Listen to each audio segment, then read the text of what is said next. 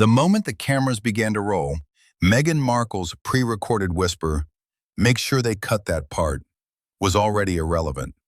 This time, a decision had been made that nothing would be cut. What unfolded next didn't just fracture her royal facade. It unveiled a raw side of fame that daytime television was never designed to contain. "Just remember," Meghan said, fastening her bracelet with a definitive click, "I'm not here to be diminished. If she tries, I walk." Her assistant gave a swift nod, confirming, "You are the story." Minutes later, Lorraine Kelly was live, her voice infused with its signature warmth, announcing, "Welcome back. Our next guest has lived under a spotlight most of us can scarcely imagine, Meghan Markle." "Good morning," Meghan offered with a brief, polished smile as applause swelled, taking her seat with practiced grace. "It's so good to have you here," Lorraine began, hand outstretched. Meghan shook at once, her gaze shifting directly to the main camera, stating, "Let's hope this remains respectful. Some interviews have not." Lorraine's smile held as she replied, "We prefer a calm morning here. We talk to real people about real lives. That's what our viewers connect with." Meghan's smile was a subtle, sharp line as she countered, "Your viewers connect with stories. They dip into someone else's life for an hour, then return to their own. That's television." "They're more than viewers," Lorraine countered. "They're teachers, nurses, carers, parents. They are not props. They are people." "With respect," Meghan replied, her tone cool, "they don't carry my weight. When I speak, it's international news. When they speak, it's a chat in a break room. There are levels to this. I live it. They watch." A heavy silence settled over the studio. "So, when you look into that lens," Lorraine asked, her voice gentle yet pointed, "who do you see?" "People who follow me. People curious about my life. They are the audience. I am the story. That is the reality." "You see them as an audience first and people second?" Meghan offered a slight, dismissive shrug, stating, "They understand their role. Some stand in the light, others sit in the seats. Not everyone is meant to be the main event." A sharp, collective intake of breath echoed from the crowd. "I'm going to stop you there," Lorraine said, her softness evaporating, "because everyone in these seats has just heard exactly where you've placed them." For the first time, Meghan's eyes scanned the audience as she stated, "If the truth offends them, that is not my concern."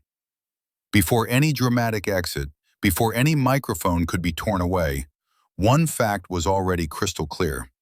In Meghan Markle's world, the people watching were not beside her, they were beneath her.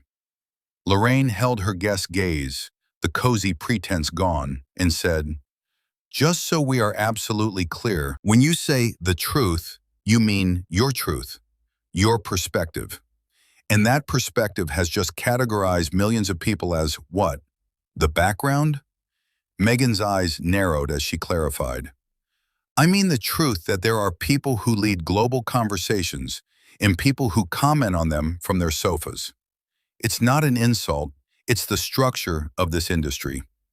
She noticed a woman in the front row shaking her head and said, nodding toward her, "A perfect example. She will go home and talk about how ungrateful I am. She'll tweet, she'll post, but tomorrow I will still be the headline." That is the difference between living the story and watching it. "Do you hear how that sounds?" Lorraine asked, her voice dropping to a near whisper. "To that person you just singled out? To the nurse, the single dad, the cleaner watching before their shift?" Meghan crossed her legs, unfazed, and stated, "I cannot dilute reality to soothe strangers. I worked for this. I sacrificed. I earned this platform. Not everyone is willing to pay that price." "And you believe," Lorraine countered, "that someone working nights in a hospital hasn't paid a price? That someone caring for a parent with dementia has made smaller sacrifices because there's no red carpet?" A short, disbelieving laugh escaped Meghan as she replied, "You're attempting to emotionalize this. That's what daytime does. You flatten complex, high-stakes experiences into cozy, relatable anecdotes. I am not ordinary, and I will not pretend to be for your viewers' comfort. The air in the room grew thick and still. No one asked you to be ordinary, Lorraine replied, her jaw firming. They asked you to respect that their lives have profound weight, even without a camera on them. I hold nothing against them, Meghan said, but I will not apologize for existing on a larger scale.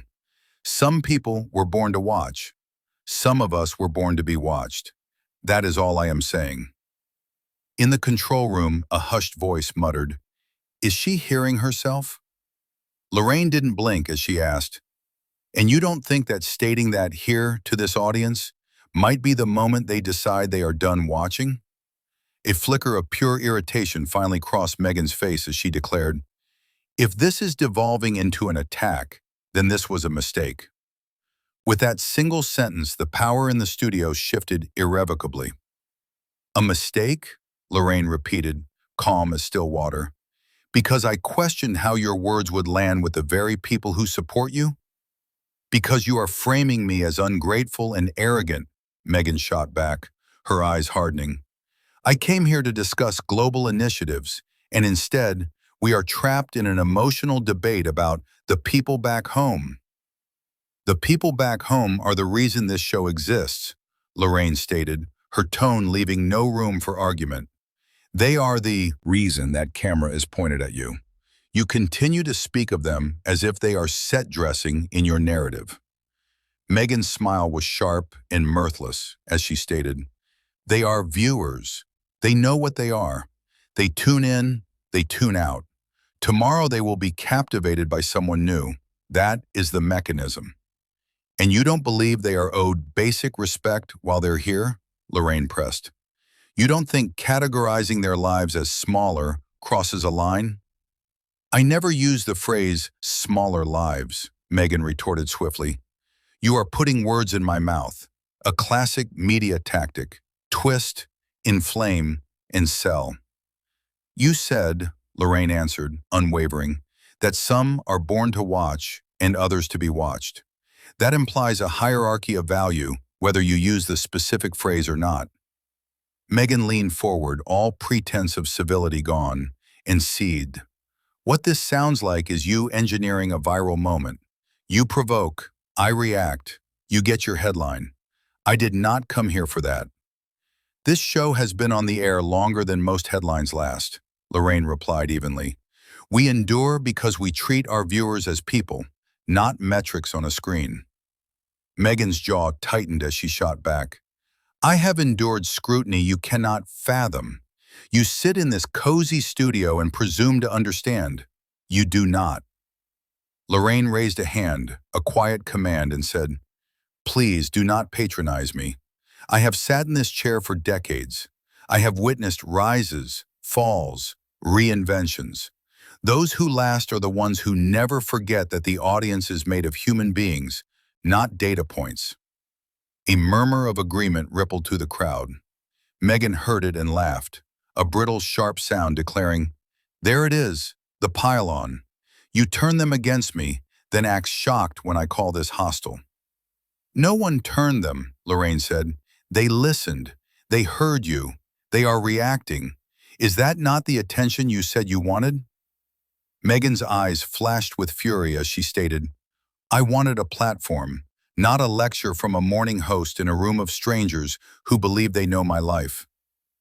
Lorraine's next words were soft, yet they carried to the very back row. "These strangers are the people who believed your story when you said you understood their struggles. Today you have made it abundantly clear you do not see them as your equals." Meghan sat back, her breath coming faster now, and accused, "You are boxing me in, and I do not stay in corners."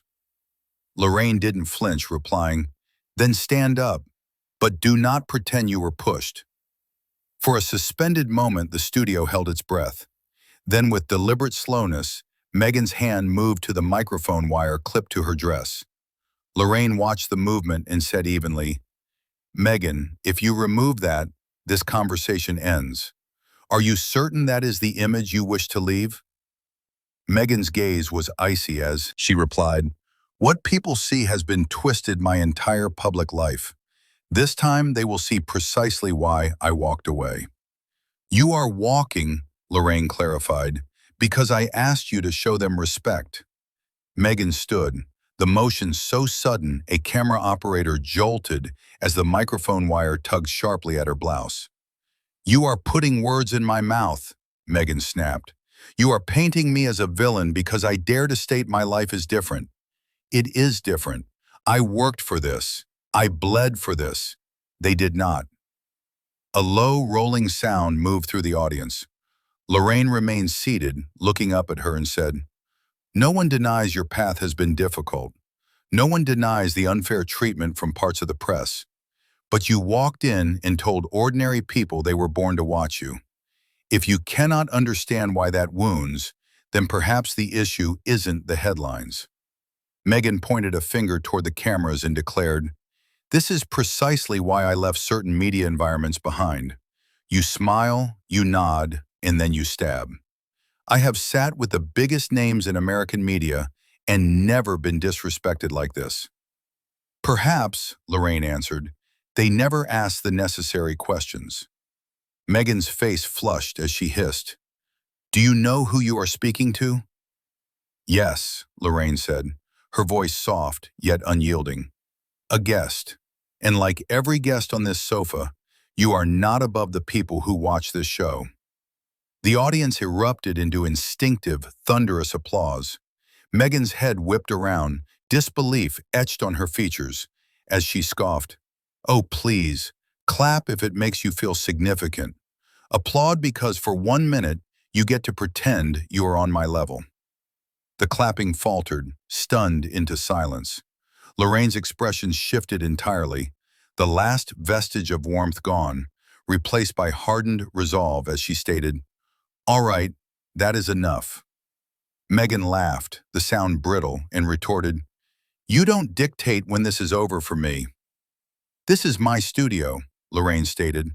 "My name is on the door, my team, my audience. You asked for a platform. You received one, and you used it to belittle the very people who sustain this show and your career."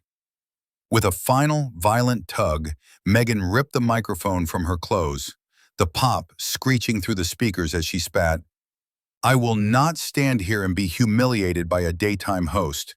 This is beneath me." There it was, the sentence no publicist could ever unsay. Lorraine did not raise her voice, stating simply, "Then don't sit on my sofa." A collective gasp sucked the air from the room. Meghan snatched her bag, her hands trembling with rage, and threatened, her voice shaking, "You will regret speaking to me this way. You have no idea what calls will be made after this." "And you," Lorraine replied, her gaze steady, "have no idea how many people have just decided they are done, making excuses for you."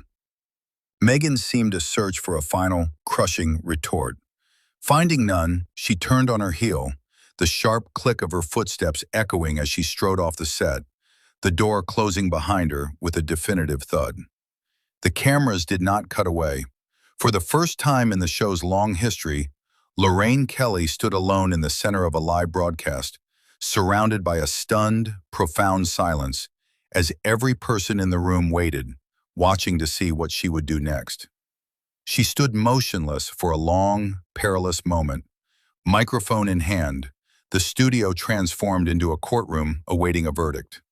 Then she turned to the audience. "Well," she began, a faint, weary smile touching her lips. "That was not quite what we had written in the script this morning."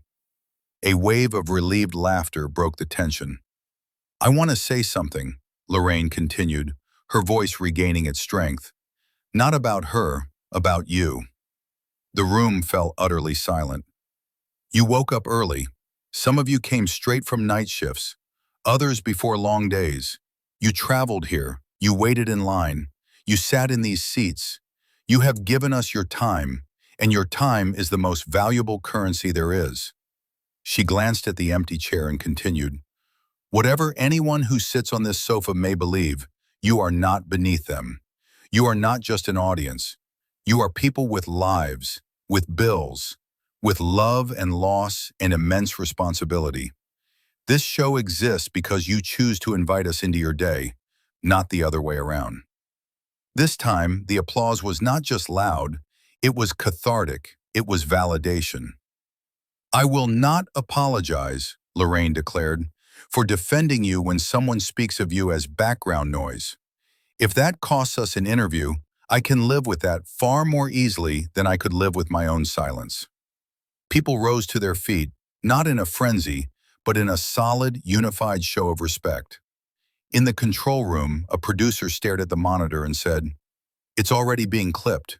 They'll call it the walkout." "Fine," another voice replied. "Just make sure they include this part." By that afternoon, the digital world would be divided. By nightfall, the debate would be inescapable. The question now passes to you. If you had been in those seats, hearing a guest declare you were born to watch, would you have applauded when she left, or when the host finally drew a line? If you believe that ordinary people deserve more than to be treated as a backdrop for someone else's spotlight, prove it where it matters. Hit subscribe so you don't miss the next time a public figure forgets who truly powers the spotlight. And tell me in the comments, in this showdown, whose side are you on and why?